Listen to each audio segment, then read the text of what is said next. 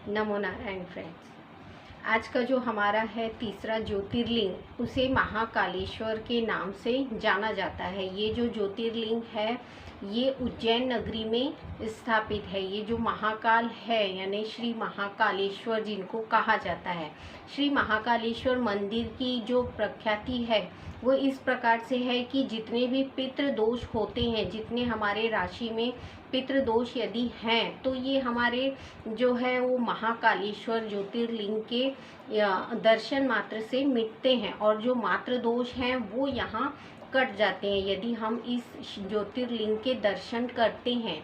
हमारे जो भगवान है महादेव, वो जो ज्योतिर्लिंगों के रूप में उत्पन्न हुए, किसी न किसी तपस्वी या किसी न किसी के आराधना और प्रार्थना के द्वारा ज्योतिर्लिंग अपने आप उत्पन्न हुए हैं, उन्हें हम ज्योतिर्लिंग के नाम से जानते हैं। तो जो उज्जैन का श्री महाकालेश्वर ज्योतिर्लिंग है, कहा जाता है कि कथाओं में इस प्रकार उनकी कथा प्रचलित है कि जो उज्जैन के राजा थे चंद्रसेन, वो भगवान शिव के अनन्य भक्त थे। वो भगवान शिव की इतनी आराधना और उपासना करते थे कि उन्हें एक क्षण भी भूलते नहीं थे। तो एक दिन क्या हुआ, जब चंद्रसेन राजा महादेव की पूजा अर्चना कर रहे थे, अर्थात बहुत सारी सामग्रियों के साथ वो भगवान शिव का पूजन अर्चन कर रहे थे, तब वहाँ से एक बालक और उसकी माता वहाँ से जा रहे थे, यानी नगर की तरफ जाते हुए उन्होंने राजा को पूजा करते हुए देखा भगवान शिव की। तो जो वो बालक था जिसके मन में ये था कि महादेव की भक्ति करने के लिए वो हमेशा तत्पर रहता था, उसने देखा कि जो राजा है नगर के, वो तो इतनी सारी पूजा सामग्री के द्वारा भगवान शिव को प्रसन्न कर रहे हैं, तो उसके मन में इच्छा जाहिर हुई कि मुझे भी भगवान शिव को इस प्रकार से प्रसन्न करना चाहिए। तब उसने क्या किया, दिन भर वो दोनों माँ और बेटे दोनों नगरी में घूमते रहे कि उनके पास भी वो साधन सामग्री एकत्रित हो जाए, पर नहीं हुई। जब वो शाम को घर लौट रहे थे, तब रास्ते में उस बालक को एक पत्थर दिखाई देता है।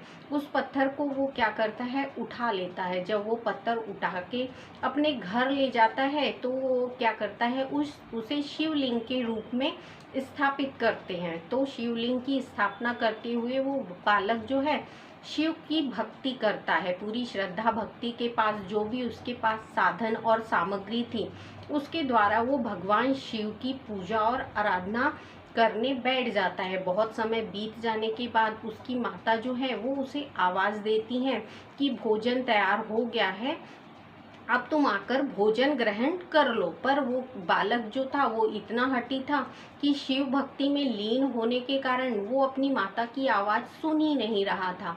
तो उसकी माता को बहुत ही क्रोध आया कि मेरे बालक ने मेरी आवाज़ अनसुनी करी भगवान शिव के लिए। तो वो क्या करती हैं, उसकी माता उसके पास जाती हैं और जिस पत्थर को वो शिवलिंग बना के पूज रहा था, उस शिवलिंग को उठा के, अर्थात उस पत्थर को उठा के दूर फेंक देती हैं अपने क्रोध के कारण।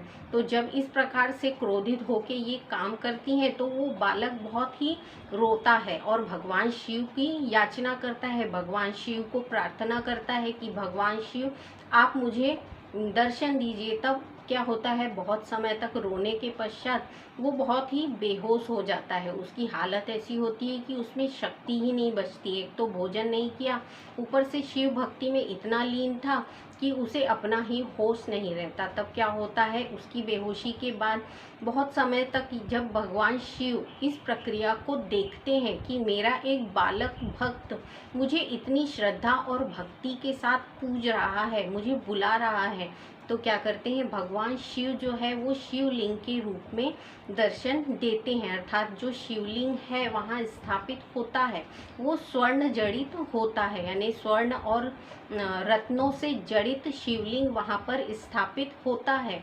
ये सारे नगरवासियों ने जब देखा कि ये बालक मूर्छित पड़ा है और यहाँ शिवलिंग स्थापित हो गया है, तब सबने उसे उठाया और उसकी माता को बुलाते हुए सारी प्रक्रिया को दिखाया। भगवान और देवी देवता भी जो है वो सब वहाँ पे उपस्थित हो जाते हैं। इतने में क्या होता है, भगवान हनुमान जो एक दूत के रूप में कार्य करते हैं शिव जी के लिए, भगवान हनुमान भी वहाँ पे प्रकट होते हैं और सभी देवी और देवताओं के साथ भगवान शिव की आराधना करते हुए सभी को ये बताते हैं कि बालक जो है वो भगवान शिव की इतनी भक्ति करता था कि भगवान शिव जो है वो उससे प्रसन्न हुए, उसकी भक्ति को उन्होंने स्वीकार लिया, उसकी भक्ति से वो प्रसन्न होके यहाँ शिवलिंग के रूप में स्थापित हुए हैं। तो सभी को आश्चर्य होता है कि बालक है पर इतनी अनन्य भक्ति इसने की है, जिसके फलस्वरूप भगवान शिव ने स्वयं यहाँ शिवलिंग के रूप में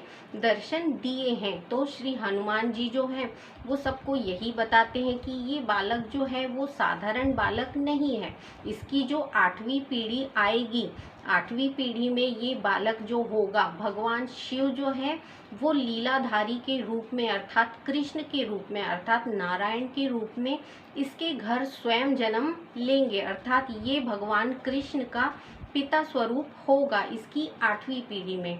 तो इतना कहने के पश्चात सभी देवी देवता अंतर्ध्यान हो जाते हैं। भगवान शिव की जो भक्ति उस बालक ने की थी उसके नाम पर भगवान जो महाकालेश्वर हैं, अर्थात वो बालक इतना रोया था भगवान के लिए, भगवान शिव की भक्ति में उसने अपने इतने आंसू बहाए कि जो महाकाल प्रलय जिसको बोलते हैं उसके आने की आशंका बन गई थी। तो इस प्रक्रिया को लेते हुए इस जो ज्योतिर्लिंग का नाम रखा गया वो श्री महाकालेश्वर के नाम से रखा गया, जिसके दूत स्वरूप श्री हनुमान जी ने स्वयं आके सभी को दर्शन दिए थे और उस बालक के बारे में बताया कि भगवान शिव इस बालक की जो भक्ति है उससे बहुत ही प्रसन्न हुए। तो महाकालेश्वर ज्योतिर्लिंग में हमारे जो पितृ दोष या मातृ दोष होते हैं, अधिकतर मातृ दोष जिनकी राशि पे होते हैं, तो इस महाकालेश्वर शिवलिंग के दर्शन करने से, ज्योतिर्लिंग के दर्शन करने से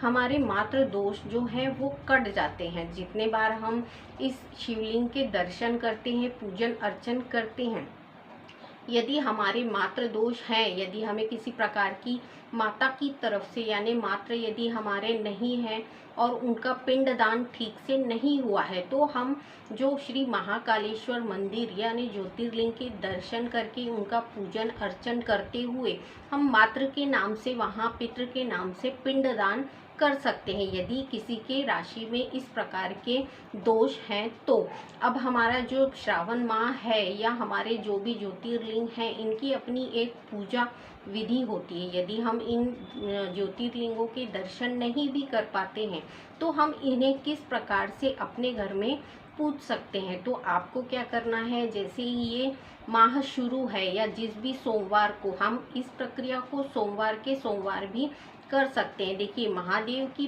कृपा जो है वो हमेशा अपने भक्तों पर बनी रहती है, इसके लिए कोई विशेष अवधि या विशेष समय नहीं होता है। पर ये श्रावण माह है तो श्रावण माह में हम क्या करते हैं, भगवान शिव की जब भक्ति भाव से पूजा अर्चना कर रहे हैं तो उनकी अलग अलग जो विधियां होती हैं उसके द्वारा हम भगवान शिव को प्रसन्न करते हैं। अब यहाँ हम क्या कर रहे हैं, यदि हमारी राशि में मातृ दोष है और हम अपने ज्योतिर्लिंग तक नहीं जा पा रहे, यदि महाकालेश्वर ज्योतिर्लिंग तक हम नहीं जा पाते, तो हमें उनके नाम से किस प्रकार से अपने ही घर पे पूजा अर्चना कर देनी चाहिए, जिससे जो है ये श्रावण मास का जो पितृ दोष या मातृ दोष का जो निवारण है वो हो सके। तो हम किस प्रकार से करेंगे, आपको क्या करना है, एक प्लेट में रेती ले लेना है। अब उस रेती को इस प्रकार से आप जमा दीजिए। उसके पश्चात आपको हल्दी की शिवलिंग बनाना है। हल्दी में आप गुलाब जल मिक्स करना है और उसकी जो पिंडी बनती है, पिंड बनता है, उसको उसके ऊपर रखना है। देखिए 1 उंगल भर आपकी पिंडी तैयार होना चाहिए हल्दी और गुलाब जल के मिश्रण से। इतना मिक्स करिए कि उसकी एक पिंड 1 अंगुल भर बन सके। अब उसको आप अपने पूजा स्थल में रख दीजिए। अब उस पूजा स्थल में जब भी आप धूप दीप अगरबत्ती जलाते हैं तो श्री महाकालेश्वर का 108 बार नाम लेते काटने की आप उनको प्रार्थना करते हुए पूजा अर्चन करिए। अब 1 माह करिए या फिर आप हर सोमवार को इस प्रक्रिया को करना है। अब इसमें आपको चढ़ाना क्या है, इसमें आपको चढ़ाना है धतूरे का जो फल होता है, वो आपको भगवान शिव की पिंडी पे चढ़ाना है या भगवान शिव के पास रख देना है। तो ये 1 माह जो श्रावण माह का होता है, इसमें हमें विशेष फल प्राप्त होते हैं। यदि हमारी कुंडली में पितृ दोष या मातृ दोष है तो ये धीरे धीरे करके कटने लगते हैं। श्री महाकालेश्वर में मातृ दोष जितने भी होते हैं, पिंडदान जितने भी होते हैं, वो उनके नाम से किए जाते हैं जो अब इस दुनिया में हमारे साथ नहीं है या हमारे किसी भूल के कारण उनसे हमारा अब कोई रिलेशन नहीं रह गया। देखिए, रिलेशन का ऐसा है कि हमारे जितने जन्म होते हैं तो फेरबदल होते रहते हैं। यदि अब इस जन्म में हमारे अपने पितृ नहीं है, मातृ नहीं है, तो उनके नाम से यदि हम कोई प्रक्रिया करते हैं तो इनके हमें फलित आशीर्वाद मिलते हैं। तो हम जब अपने पुरखों को यानी हमारे जो पितृ होते हैं, पितर जिन्हें बोलते हैं, उनके नाम से भी हम श्रावण माह में या हर सोमवार को भगवान श्री महाकालेश्वर के नाम से इस पूजा विधि को कर सकते हैं। तो ये जो सोमवार पढ़ रहे हैं, इनमें आप भगवान शिव की आराधना अलग अलग पूजा विधि और विधान से कर सकते हैं। अब इसमें आपको चढ़ाना क्या है, आप प्रसाद में 1 कटोरी कनिक लेके यानी आटा, जो गेहूं का आटा होता है, उसको घोर के और उसकी मीठी रोटी बनाना है। मीठी रोटी बना के उसको घी के साथ बनाते हुए उसको प्रसाद में महादेव को चढ़ाना है। इस प्रकार की जो प्रक्रिया होती है ये पिंडदान के लिए यूज होती है। यानी पिंडदान जितने भी होते हैं वो आटे से रिलेटेड होते हैं। गेहूं का आटा जो होता है वो पिंडदान के लिए होता है। फिर आप जो भी नवेद जो पितरों के नाम से आपने लगाया है उसको आप उठा के क्या करिए, गौ को खिला दीजिए। अर्थात गाय को, माता गाय जो है, माता गायत्री के रूप में या गौ माता के रूप में जिन्हें हम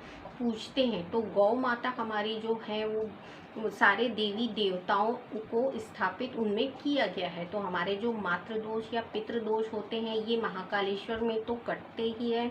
आप चाहे तो वहाँ जाके पूजिए या फिर घर में यदि पूजते हैं तो पितरों के नाम से एक नैवेद्य निकाल के उसे गाय को अर्पण करिए। तो आपके जितने भी मातृ दोष हैं वो धीरे धीरे करके नष्ट होना शुरू हो जाते हैं। आज के वीडियो में मैंने श्री महाकालेश्वर जो ज्योतिर्लिंग है हमारा, वो हमारा तीसरा ज्योतिर्लिंग है। तो इसके बारे में जो हमने जानकारी देखी कि प्राचीन काल से जो प्रथाएं प्रचलित हैं वो आज भी चल रही हैं। यहाँ जो है पिंडदान होते हैं, भगवान शिव जो है अपने भक्तों को हर प्रकार से उनका रक्षण करते हैं, उनके लिए समाधान निकालते हैं। तो आपको समझ में आया होगा कि श्रावण माह में हमारे कितने सारे दोष कटते हैं। इस प्रकार से हम पूजा विधि विधान से करते हैं तो हमारे बहुत सारे जो दोष हैं वो धीरे धीरे करके कटने लगते हैं।